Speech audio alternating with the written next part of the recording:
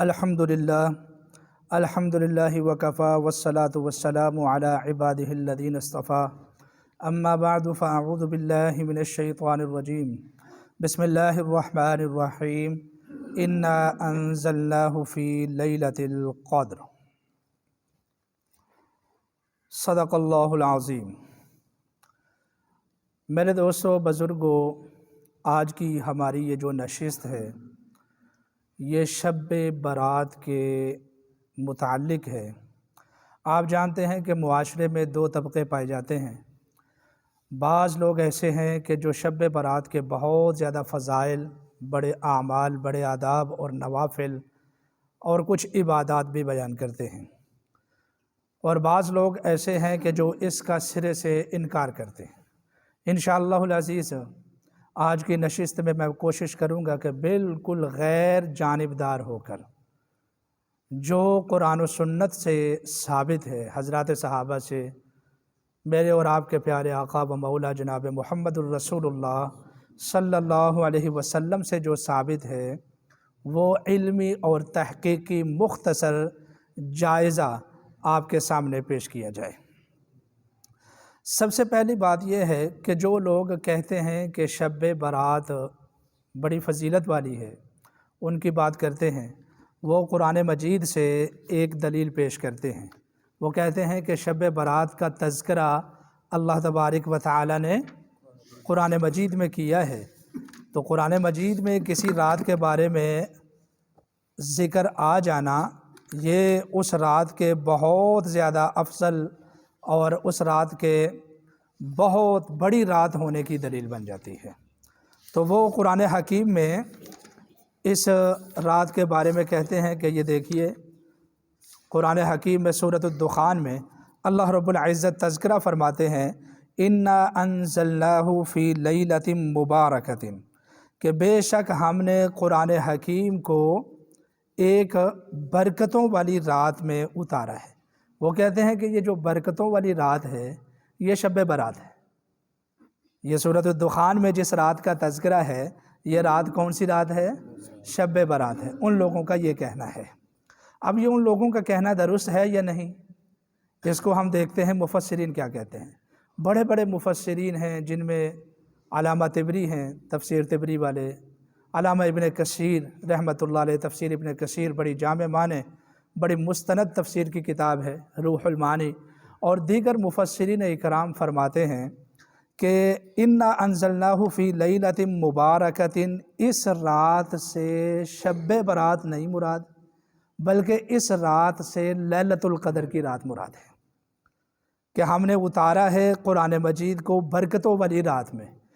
وہ فرماتے ہیں مفسرین اکرام کہ قرآن ہی سے پوچھ لیتے ہیں کہ وہ برکتوں والی رات کون سی ہے۔ تو اب آئیے دیکھتے ہیں قرآن مجید کیا کہتا ہے۔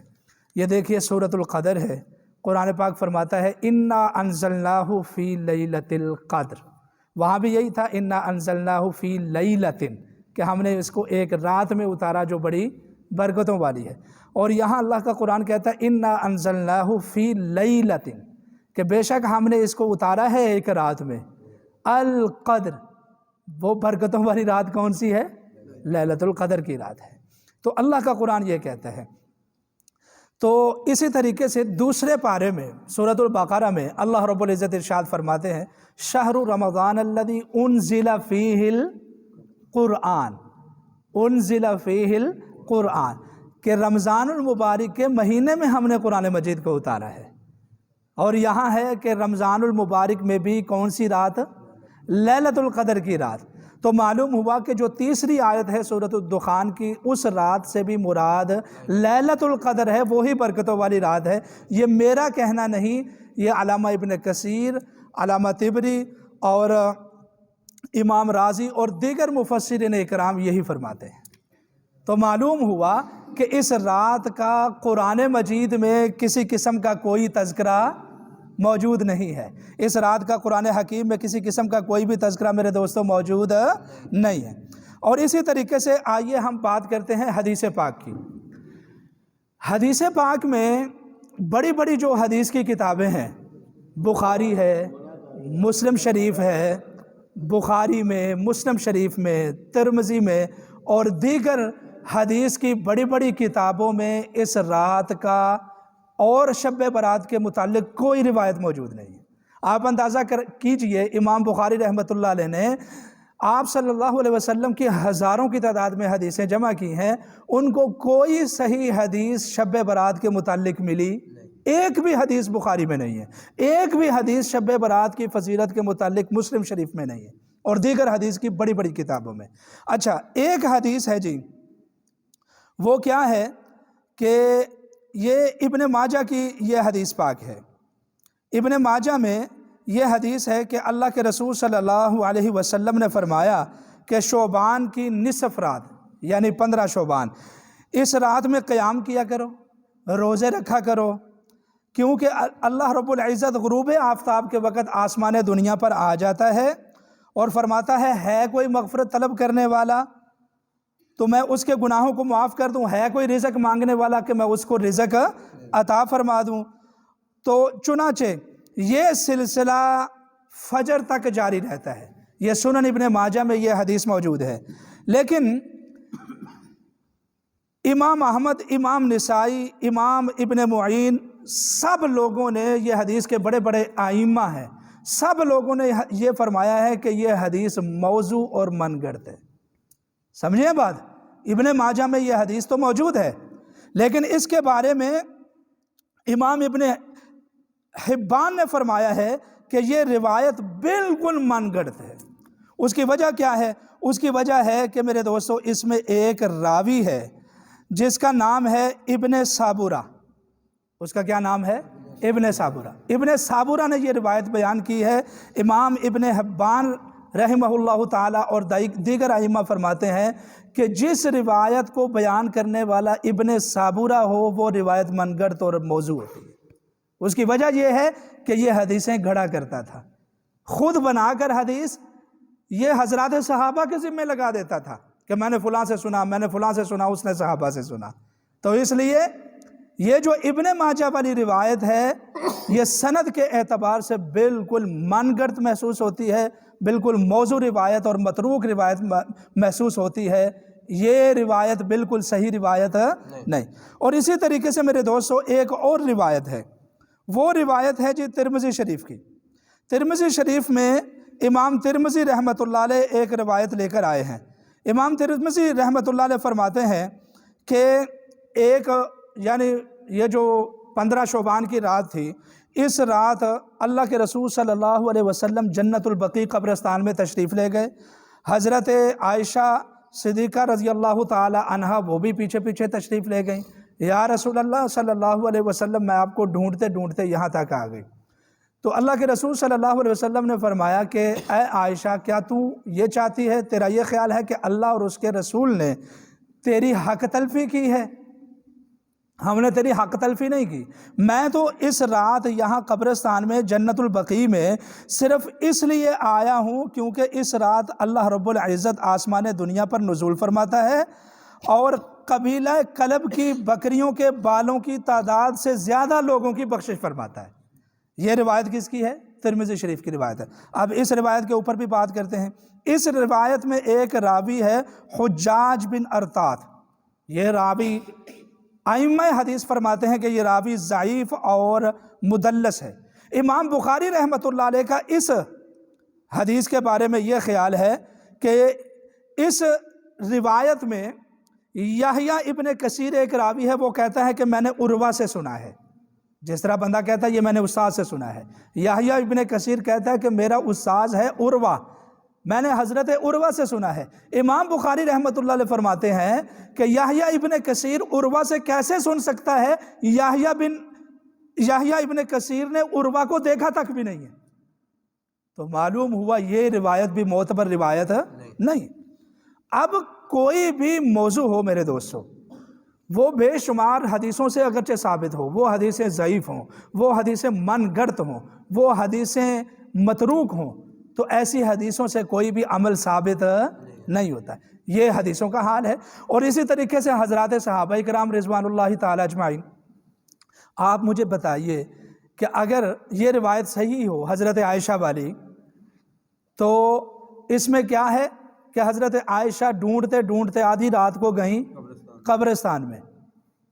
کمال کی بات ہے کہ اللہ خود فرماتا ہے اپنے نبی کے بارے میں وَمَا هُوَ عَلَى الْغَيْبِ بِضَنِينٍ، کہ میرے نبی کو میں نے جو خبر دی اس نے من وانا اپنی امت کو بتا دی۔ اللہ کے رسول نے اس کو چھپا کیسے لیا کہ ابھی تک حضرت عائشہ کو بھی پتہ نہیں ہے، ابھی تک حضرات صحابہ کو بھی پتہ نہیں ہے کہ شب برات 15 شعبان کی رات بڑی برکتوں والی رات ہے۔ خود اللہ کے رسول چھپ چھپا کر جنت البقیع میں جاتے ہیں اور حضرت عائشہ پیچھے پیچھے جاتی ہیں۔ میرے دوستو یہ روایت بالکل ضعیف ہے، جھوٹی روایت ہے۔ آگے یہ سمجھ کے نہیں آئی، ورنہ پھر اس کے بعد صحابہ اکرام زندہ رہے ہیں، 1.25 لاکھ کے قریب صحابہ ہیں، کبھی کسی صحابی نے شب برات کی فضیلت کے متعلق کوئی حدیث بیان نہیں کی۔ کبھی کسی صحابی رسول نے شب برات کی عبادات، روزوں اور صوم و صلات کے بارے میں کبھی نہ خود عمل کیا نہ امت کو بتایا۔ پھر اس کے بعد بڑے 4 ائمہ ہیں، امام ابو حنیفہ ہیں، امام مالک ہیں، امام شافعی ہیں، امام احمد ہیں، انہوں نے کبھی بھی، امام شافعی اور امام احمد تو فرماتے ہیں کہ شب برات کے متعلق جو کچھ وارد ہوا ہے وہ سب من گڑت اور ضعیف ہے، اس کا کوئی کسی قسم کا قرآن و سنت کے ساتھ کوئی تعلق نہیں۔ انہوں نے بھی کبھی شب برات کے متعلق کوئی کام نہیں کیا۔ اب میرے دوستو اس رات میں لوگ بیشتر عقائد رکھتے ہیں، لوگوں کو جس طرح بتایا گیا لوگوں نے مان لیا۔ لوگوں کو یہ بتایا گیا اس رات میں اللہ رب العزت تقدیر کے فیصلے فرماتا ہے، کوئی صحیح روایت قرآن پاک کی کوئی آیت موجود نہیں ہے، کوئی حدیث موجود نہیں ہے۔ مشہور ہے کہ اس رات اللہ رب العزت اعمال لکھتا ہے، اس بارے میں بھی کوئی حدیث موجود ہے نہیں، مشہوری بس ایویں مولویوں نے مشہور کر دیتا۔ اور اسی طریقے سے لوگ اس رات میں حلوے پکاتے ہیں، بدعت ہے۔ حضرات صحابہ نے، اللہ کے رسول صلی اللہ علیہ وسلم نے، ائمہ مجتہدین نے کبھی نہ حلوہ کھایا نہ پکایا، نہ ان کے مریدین نے کبھی پکایا، شاگردوں نے۔ میری بات سمجھ رہے ہیں کہ نہیں سمجھ رہے؟ اور اسی طریقے سے نہ صحابہ نے، نہ تابعین نے، نہ تبع تابعین نے کبھی اس رات کو نہیں منایا۔